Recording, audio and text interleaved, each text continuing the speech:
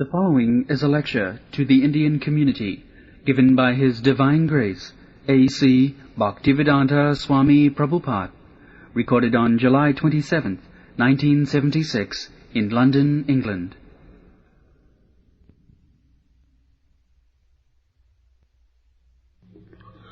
हे कृष्ण करुणा सिंधु दीनबंधु जगत्पते गोपेश गोपिका कांत राधा कांत नमस्ते। तप्त कांचन गौरांगी राधे वृंदावनेश्वरी वृषभानुसुते देवी प्रणमामि हरिप्रिये।